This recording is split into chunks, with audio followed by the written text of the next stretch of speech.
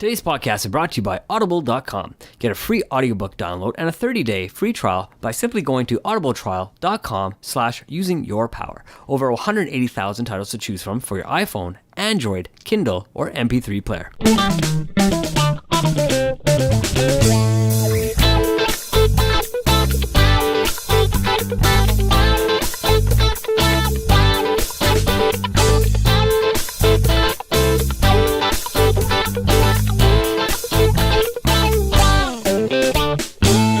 Welcome to Using Your Power. I'm David Andrew Wiebe, and I'm joined by Maveen, Kaura.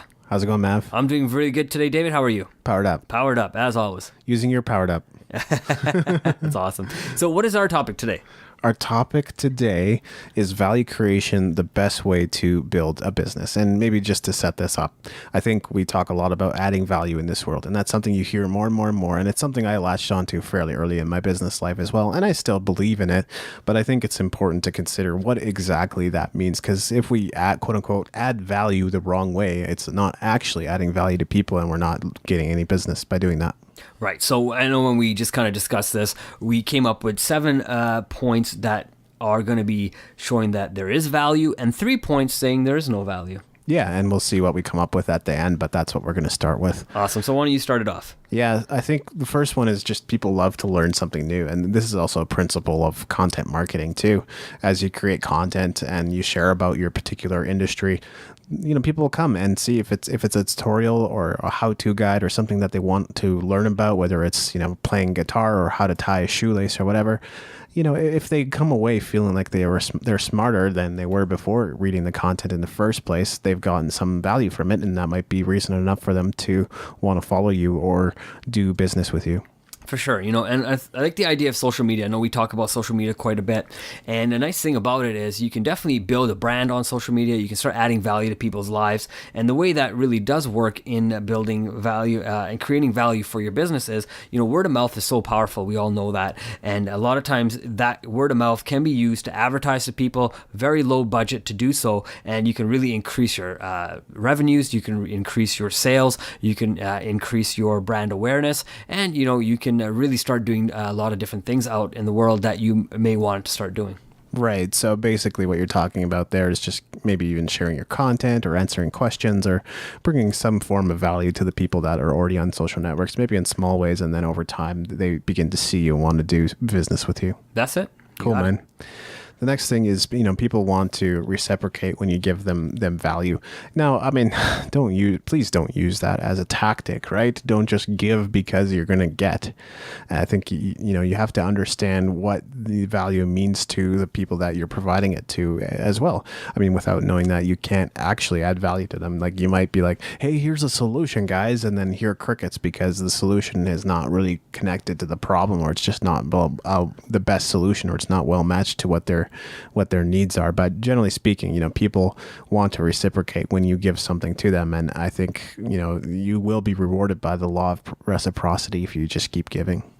Absolutely, and one of the things I like about adding value to people is, the more value you can keep adding to people and your products and your services that you provide, the more times the customer will keep coming back to you because, not only are you adding value to the products and the services, but you may have a great customer service that's handling the, that side of the business as well for you and really handling that soft transition between the business and the customer, right? So I think the more you can keep doing that, you keep adding value to the customer, add value to the product, the more you will keep seeing that people have recurring, and then use that word of mouth that I just talked about to keep sending new business back towards you.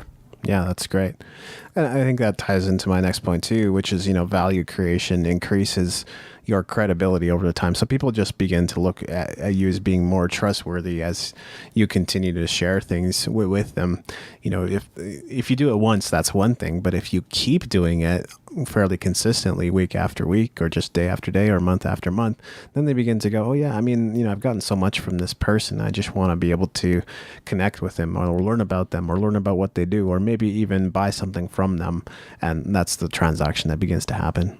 For sure, I love it. And one of the things too, if you're going to be building your business, there's a reason you went out there and started your business. Outside of the product and service, and maybe having a passion for what you're doing. The idea is we all got to live, and we all got to make some money. So developing the business, then developing the sales, right? And that's the whole idea. Is if we can get sales, we can make some money, and then we can continue to do all the things that we enjoy doing, such as maybe boating or hiking on the weekends or whatever we like to do, right? But when it all starts by building value for your end customer or user, right? But you have to believe in that value, and so does your sales team, so does your company, and that's obviously shown in your mission statement, your value statement that you have, and your vision statement. But it's also it's something that your team will live, right? And I think the more that gets into people's way of living and the way of thinking, then they automatically start developing that value for your end customer and user.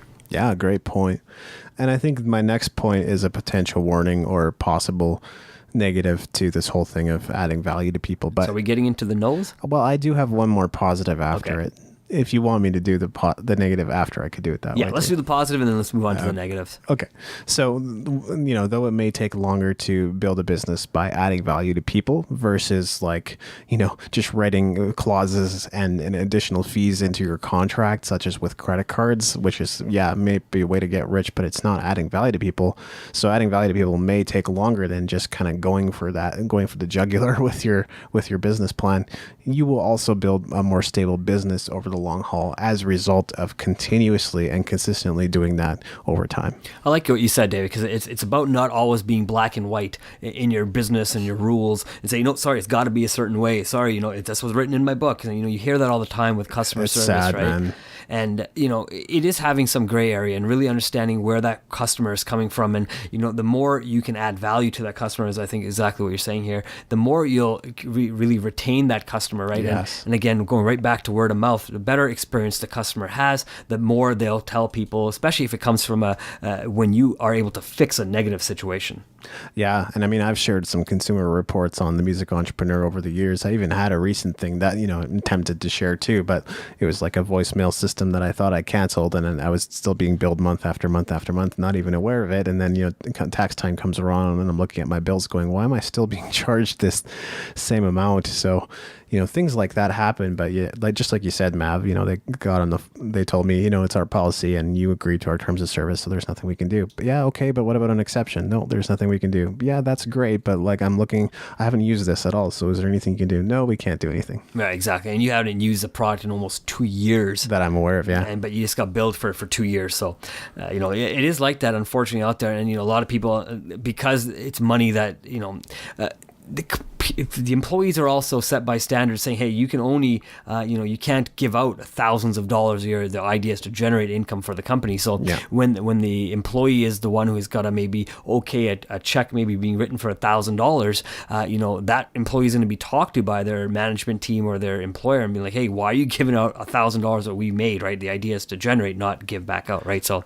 they might be working from that location. But what I've found out is generally they don't want to deal with a Better Business Bureau dispute and draw it out and have to go through a ton of hoops to deal with it. And there was one situation where I went through the Better Business Bureau and still things didn't get resolved. But I'm sure that I cost them money because they didn't want to go through that process. Oh, there you go. So sometimes you just gotta play the long game. It sounds exactly. You do. Awesome. So getting into the nose here. So one of the things I was thinking about is, you don't really need to develop a value creation for your product or service. And the reason I'll say that is, we look at something like ketchup, something so simple. We all use it on our fries or on our burgers or whatnot, right? And sometimes it comes into brand recognition versus value of the product, right? There's ketchup and there's catsup. Which one do most people reach for? Heinz, because they've built that brand and they said, Heinz is actually ketchup. So the first time when someone asks you, you think of them. You don't think of No Name or some other brand, right? Or French's ketchup or something like that. I don't know if they have it.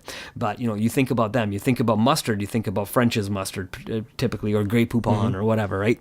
But it's just that brand that creates it. And the way they've done that is because they've been able to do the demographics. They put a lot of money behind it.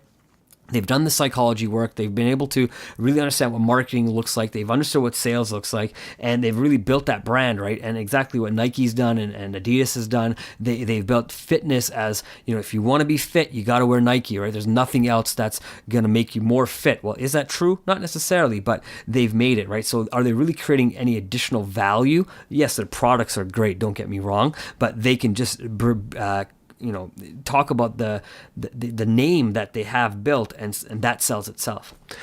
And the interesting thing is, I think the value could be finite, right, or limited.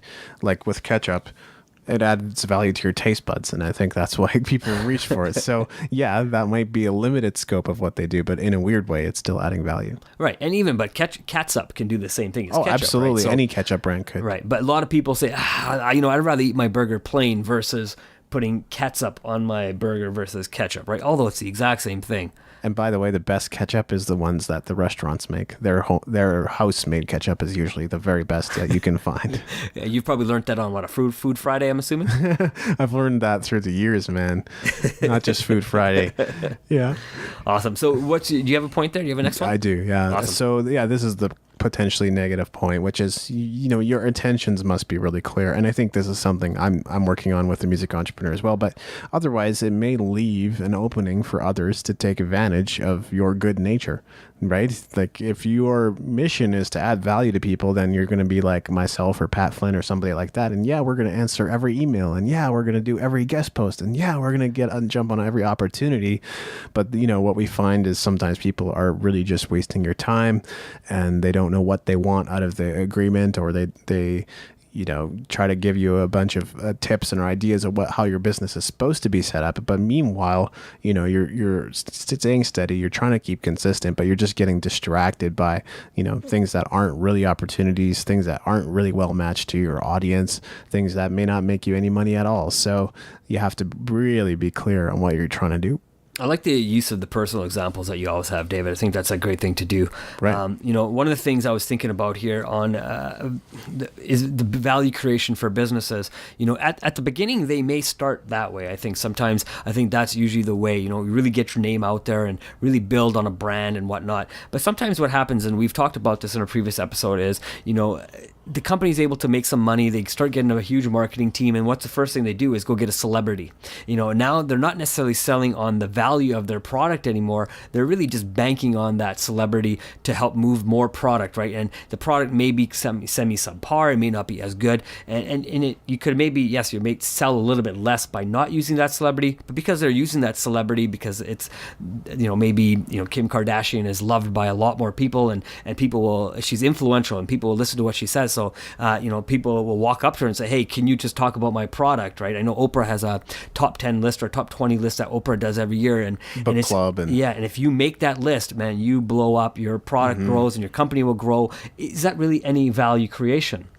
It created maybe value for Oprah, and because she's an influencer, it made your business bigger, but you didn't really go and use that marketing in your business. But I guess, depending on how you look at it, using an influencer to help grow your business is a very smart thing to do too. Yeah, I mean, in some ways it could end up adding value to you or to them. Whether or not it adds value to your audience is something you need to seriously consider, because otherwise you're just alienating them, and you can't funnel them into your long-term business plan and just ruin that relationship for a one-time, business thing. And that's what Pat Flynn's talked about too. He's like, yeah, there were times where I was just caught up in the money. And I think that happens to all of us. It's like, yeah, okay, well, let's try this out just to see what happens. It looks like I could make some money with it. And then we find out maybe it's not well matched to our audience and they don't like it, or we just don't make any money with it, and we find out, we wasted a lot of time trying to get into that particular segment. Awesome. Final thoughts? Well, I think, we should all think about value creation and what it means to us and how we can add value to our audience. I think some of the negatives are worth considering too, just thinking about why value creation could sometimes go the wrong way, or you could end up spending an inordinate amount of time on things that may not matter or may not do your business any good. I think I don't know if it's the quote unquote best way to build a business. I think it's hard to arrive at that conclusion, but I think it is one of the best ways to build a long-term business that actually helps people. There's many other ways to build a business, but if you have your target audience in mind and your goal is to help them and add value to them and bring something to them long term, then I think it might be the best way.